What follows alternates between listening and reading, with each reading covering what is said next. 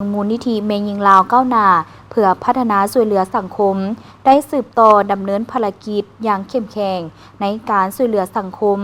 ควบคู่กับการส่งเสริมการสร้างอาชีพและยกระดับคุณภาพชีวิตให้แก่ประชาชน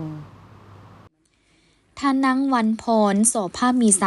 ประธานมูลนิธิเมยิงลาวก้าวหน้าเพื่อพัฒนาช่วยเหลือสังคม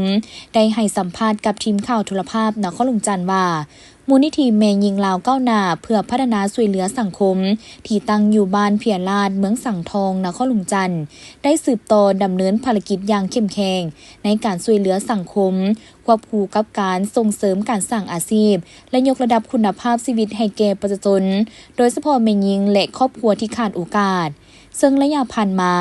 มูลนิธิได้ดำเนินหลายกิจกรรมที่เน้นใส่การช่วยเหลือผู้ด้อยโอกาสเช่นการสนับสนุนอุปกรณ์การเรียนการช่วยเหลือด้านปากท้องการฝึกอบรมวิชาชีพและการส่งเสริมให้ประชาชนสามารถพึ่งพาตนเองได้อย่างยืนยง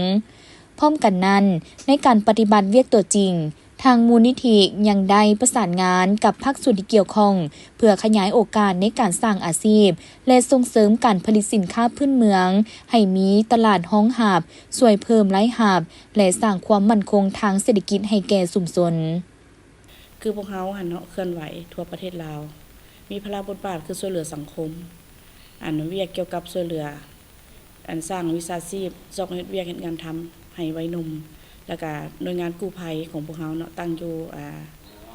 เมืองสีโคตรบ้านสีไข่เนาะหอม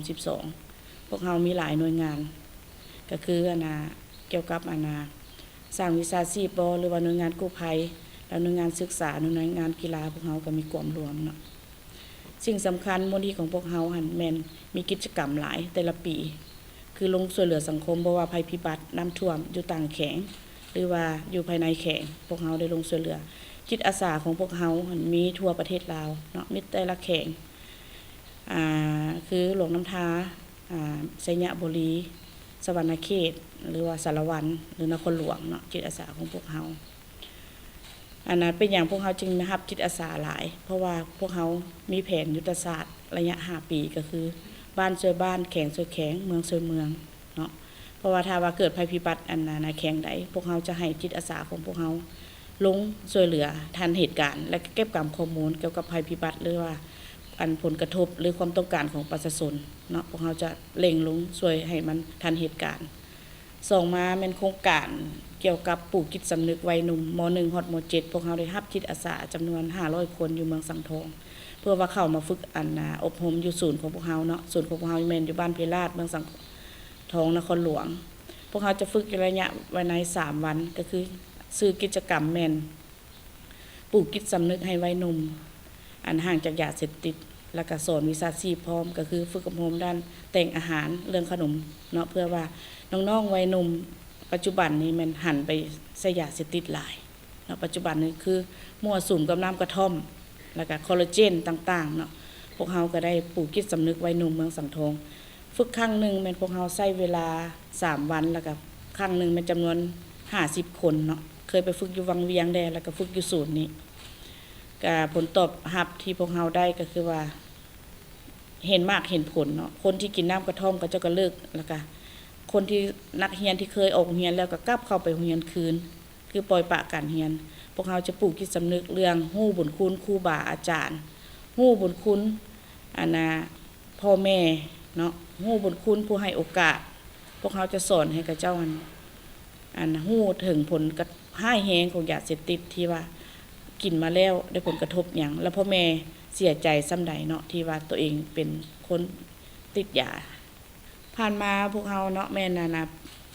สร้างผลงานดีเด่นแม่นเกี่ยวกับเรื่องสร้างวิชาชีพให้แม่ย่าวแม่เฮือนที่กระเจ้าบ่มีเวียกเฮ็ดงานท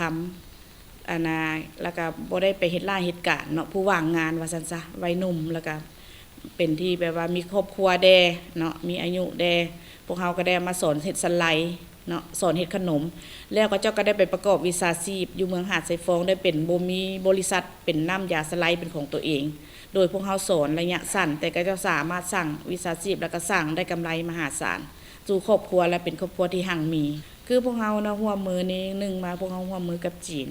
2มาเป็นพวกเขาร่วมมือกับ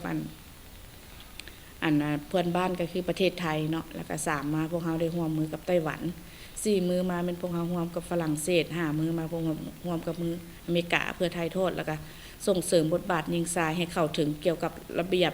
หรือว่ากฎหมายว่าเรื่องเท่าเทียมกันนะพวกเฮาก็ได้ส่งจิตอาสาพวกเฮาได้ไปฝึกอบรมแล้วก็ไปเรียนรู้ไปพัฒนาเกี่ยวกับองค์การแค่องค์การนานาชาติพร้อมเนาะที่พวกเฮาร่วมกันอันเกี่ยวกับพัฒนาสีมือแห่งงานเกี่ยวกับทักษะแนวคิดเนาะให้แม่หญิงมีความรู้ทางด้านกฎหมายเนาะให้เท่าเทียมกับผู้ชายผ่านมาที่พวกเฮามีสิ่งที่ท้าทายเนาะก็คือมูลนิธิของพวกเฮาเนาะยังขาดการว่าจะได้ขาดการสนับสนุนเนาะแล้วก็ขาดการแบบว่าพาหนะต่างๆที่พวกเฮาขาดอันนั้นแล้วสิ่งสำคัญก็คือพวกเฮาหันแม่นสร้างผลิตภัณฑ์มีสไลด์มีน้ำมียาสระผมเนาะแล้วก็ยาดมยามองยาคั่นยานวดที่พวกเฮาผลิตเนาะซึ่งเอาเงินตัวนี้มาเป็นบริหารมูลนิธิมาให้กับมาช่วยเหลือสังคมบ่ว่าศพอนาถาบ่ว่าออกเหตุแต่ละมือพวกเฮาได้ฮักเอาเงินห่วงนี้ที่พวกเฮาผลิตเองสร้างผลิตภัณฑ์นี้เพื่อขึ้นมาแล้วขายจำหน่ายเอามาเป็นเงินขอดบริหารเพิ่งพาตัวเองว่าซั่นซะเนาะก็คือแผนพัฒนาข้างหน้าแผนยุทธศาสตร์ของพวกเฮาเนาะก็คือพวกเฮาได้ MOU กับบริษัทแบ่งสุขของจีนเนาะที่เพิ่นมาลงทุนในประเทศลาวเพื่อขายออนไลน์ทั่วโลก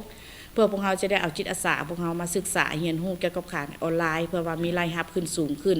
เพื่อพวกเฮาจะได้มีเงินช่วยเหลือสังคมเวลาภัยพิบัติเวลาต้านภัยหนาวเวลาน้ำท่วมเวลาออกเหตุกู้ภัยพวกเฮาจะได้มีเงินฮักเข้าขอดบริหารของการขายเครื่องออนไลน์ทั่วโลกเนาะมาเป็นเงินช่วยเหลือสังคมสิ่งสำคัญพวกเราอยากให้รัฐบาลซุกยุ่งเนาะก็คือทางด้านเอกสารต่างๆเวลาขออนุมัติขออนุญาตต่างๆเวลาการเคลื่อนไหวแต่ละภาคแข็งในทั่วประเทศลาวอำนวยความสะดวกฮอดท้องถิ่นเพื่อว่าให้เข้าใจลึกซึ้งคำว่าหมายก็ว่าคำว่ามูลนิธิเนาะแม่นเป็นผู้ให้ผู้หวังบ่หวังผลกำไรหรือว่าบ่หวังผลตอบแทนเป็นแล้วก็ช่วยระดมจิตอาสาระดมคนที่วางงานหรือว่าเฮ็ดเหตุการณ์เข้ามาเป็นจิตอาสาเป็นส่วนหนึ่งเพื่อช่วยเหลือสังคมเพื่อว่าในอนาคตข้างหน้าถ้าว่าทุกคนมีความรู้มีความแบ่งปันมีความรู้ช่วยเหลือซึ่งกันและกันแล้วก็รู้คำว่าเสียสละเนาะสังคมพวกเฮาก็จะมีขี้รักมักสุขบ่มีต่อสังคมอีกนะก็จะมีเข้ามาช่วยเหลือซึ่งกันและกันหลายขึ้นในโอกาสเดียวกันนี้ท่านนางวันพรโสภาพมีไซ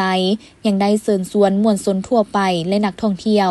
ให้เข้ามาเที่ยวชมและร่วมกิจกรรมในงานบุญประเพณีกองข้าวหอมสั่งทองพร้อมทั้งตลาดนัดวางแสดงและจำหน่ายสินค้าประจำปี2026ซึ่งเป็นเวทีสำคัญในการส่งเสริมวัฒนธรรมประเพณีและสนับสนุนผลิตภัณฑ์ของชุมชนให้เป็นที่รู้จักอย่างกว้างขวางขึ้นเติมสมเสยกอกประสุมใหญ่ผู้แทนทั่วประเทศครั้งที่12ของพรรคประชาชนปฏิวัติลาวอย่างสุดใจ